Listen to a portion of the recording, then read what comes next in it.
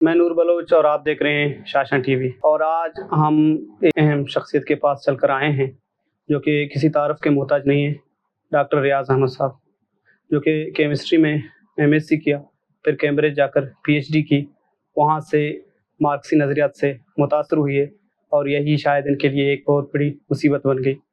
لیکن آپ کو پتہ ہے حالیہ دنوں میں ڈاکٹر صاحب گرفتار بھی ہوئی ہے، پتہ نہیں گرفتاری کہیں یا اغوا کہیں، اغوا نما گرفتاری بھی ہوئی، تو پھر اس کے پیچھے کہانی کیا ہے، کیا وجہ بنی، کراچی یونیورسٹی کے معاملات کیا ہیں، سنڈیکیٹ کا فیصلہ کیا تھا، سنڈیکیٹ ہے کیا، کیسے کام کرتی ہے، یہ سب کچھ کیا ہوا، آئیے ہم ڈاکٹر ریاض صاحب سے بات کرتے ہیں۔ ڈاکٹر صاحب بہت بہت شکریہ کہ آپ نے اپنا قیمتی وقت ہمیں دیا۔ ڈاکٹر صاحب سب سے پہلے بتائیں کہ گزشتہ دنوں آپ گرفتار ہوئی، پہلے تو آپ کو اٹھایا گیا، پھر ایک تھانے سے دوسرے تھانہ، دوسرے تھانے سے تیسری تھانے، تو پہلے ہمیں بتائیں کہ گرفتاری کی وجہ کیا بنی۔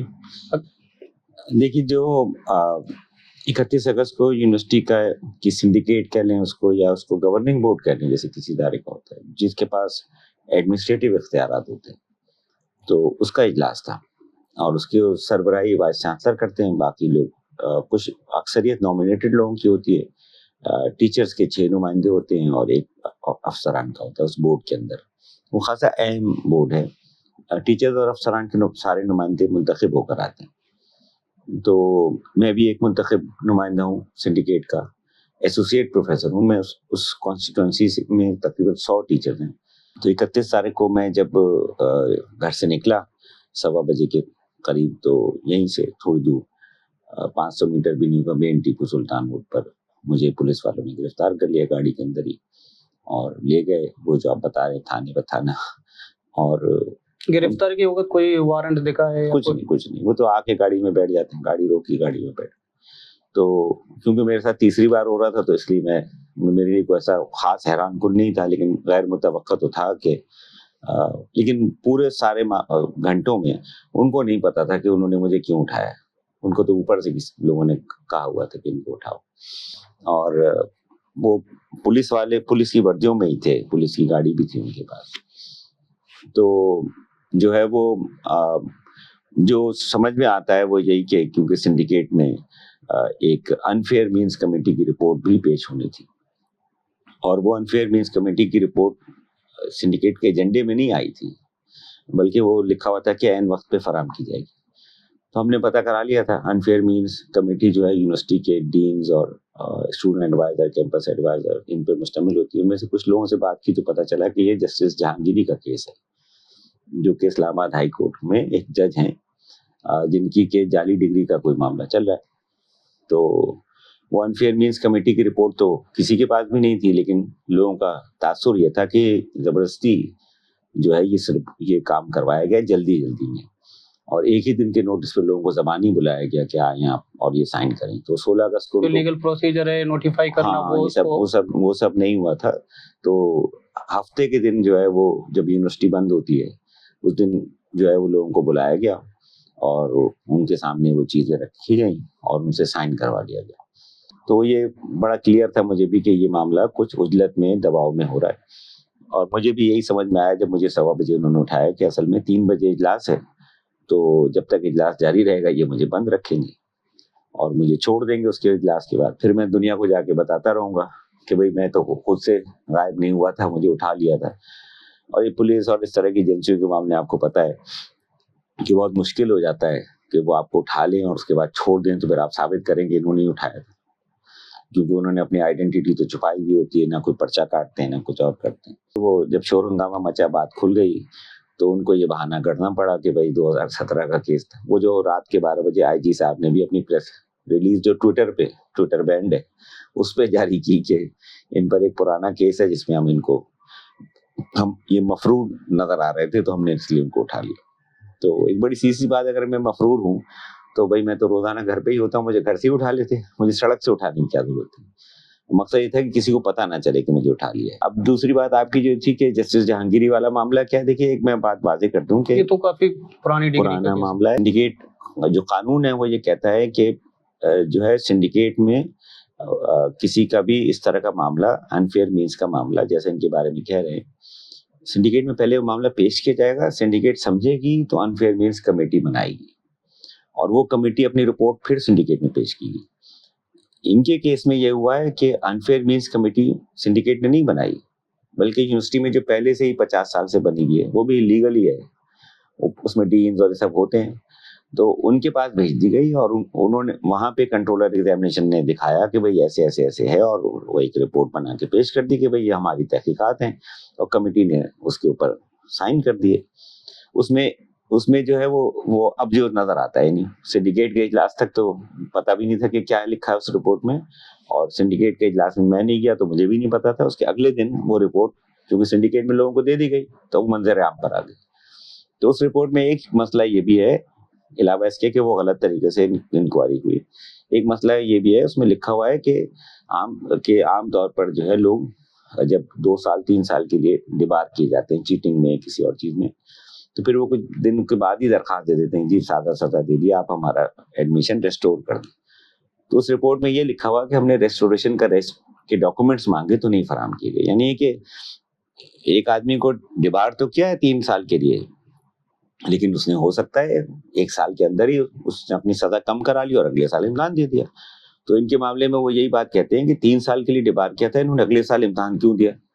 تو اگر یونیورسٹی میں ایک پروسیجر چل رہا ہے کہ کوئی 3 سال کے لیے سزا ملی, پھر وہ اپیل کرتا ہے تو اس کی سزا 1 سال ہو جاتی ہے, تو اگلے سال تو وہ آ سکتا ہے نا. تو ایسے ہی ان کا معاملہ بھی شاید ہوا ہوگا, اور یہ بات بڑی کامن ہے سزاؤں میں نا. یونیورسٹی ہے کوئی جیل خانہ تو ہے نہیں, ہے نا, کہ ہاتھ کاٹنے کی سزا ہے تو ہاتھ غائب کر دو.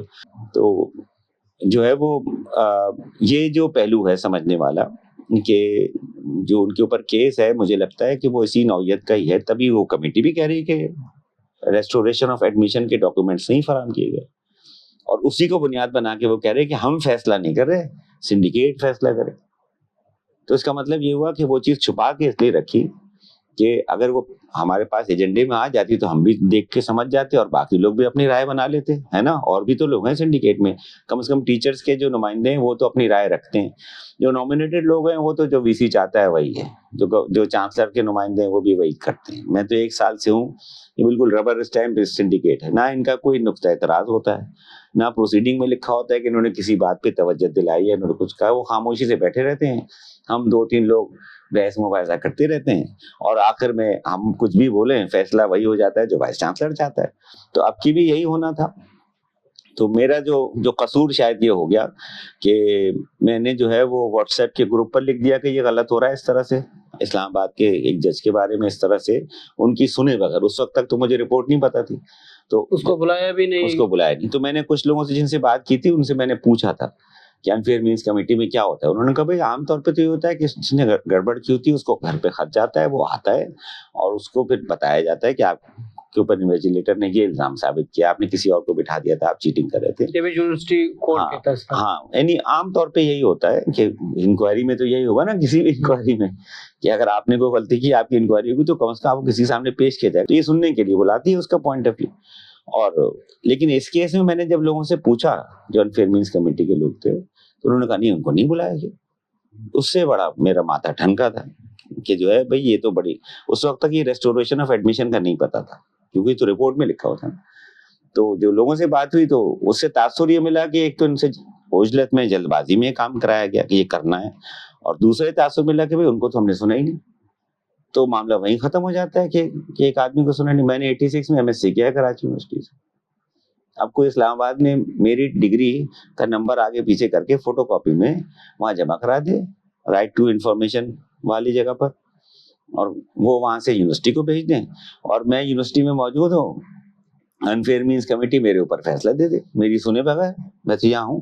سننا کیوں ضروری ہے کہ جسٹس جہانگیری کے پاس اپنی اوریجنل ڈگری ہوگی نا بھائی, وہ تو کسی کے پاس نہیں ہوگی.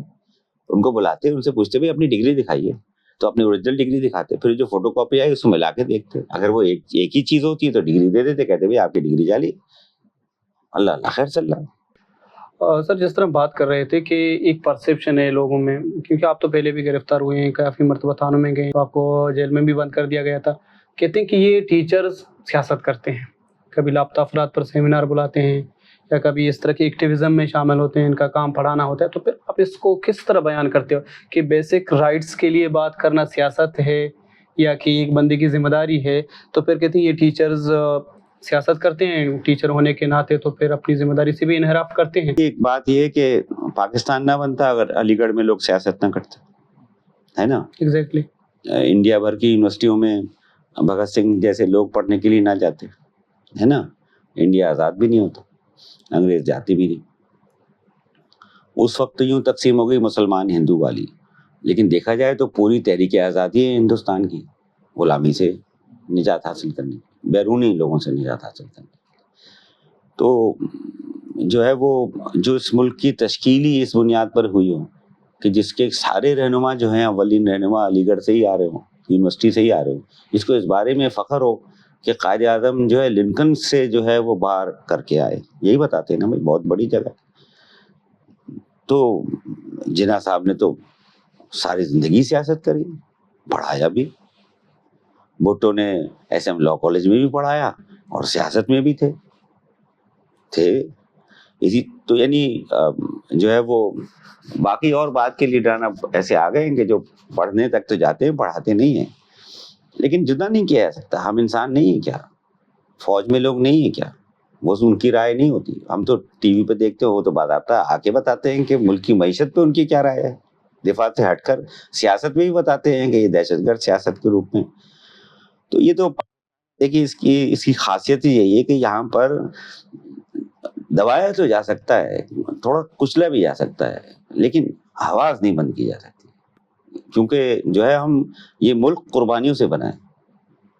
اگر ایک دھرتی قربانیوں سے بنی ہے تو یہ ہو نہیں سکتا کہ وہاں پر لوگوں کی قربانی ہو رہی ہو. سر تھوڑا شفٹ لیتے ہیں جی کہ حالیہ عرصوں میں کافی پولرائزیشن سوسائٹی میں آئی ہے، لوگ بھی نکلے ہیں، تھوڑا ایجیٹیشن بھی ہے.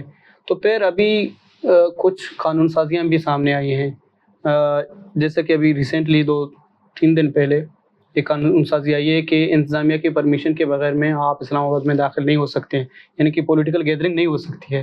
تو پھر یہ اسلام آباد میں اپنے آپ کو محفوظ کر رہے ہیں، جو شور مچانا ہے وہیں مچانا، لیکن ہمارے قریب نہیں آنا. تو پھر ان قانون سازی کو اور پاکستان میں جو سیاسی حالات کو آپ کس طرح دیکھ رہے ہیں؟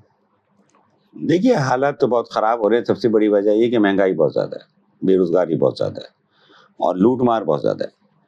سرمایہ دار جو یہاں پر ہیں ٹیکسٹائل ملوں کے مالک ہیں، پاور پلانٹس کے مالک ہیں، شوگر ملوں کے مالک ہیں، لیدر کے مالک ہیں اور باقی کنزیومر گڈس کی بڑی بڑی کمپنیاں ہیں.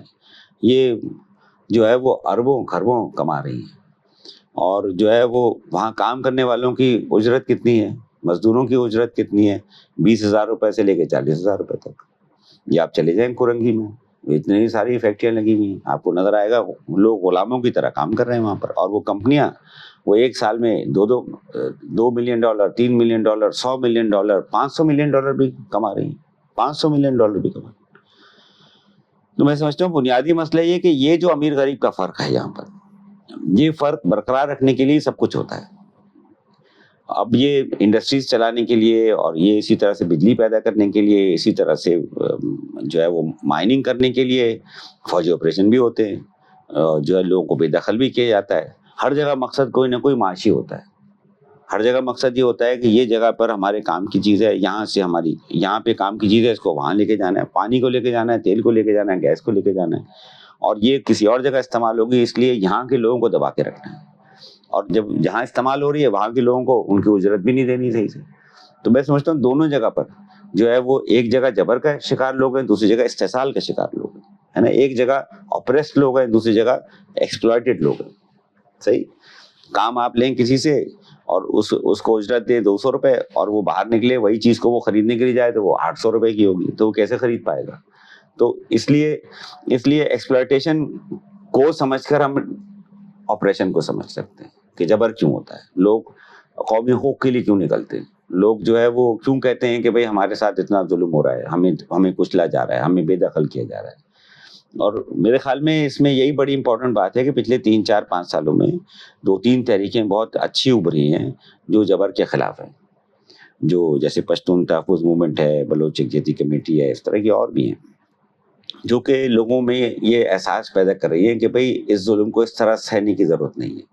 لوگ مسنگ کیے جاتے ہیں، اس کے لیے گھر نہیں بیٹھے رہنا چاہیے کہ آ جائے گا، بلکہ اس کے لیے نکلنا چاہیے. عورتوں کو بھی نکلنا چاہیے، بچوں کو بھی نکلنا چاہیے، باقی لوگوں کو بھی نکلنا چاہیے.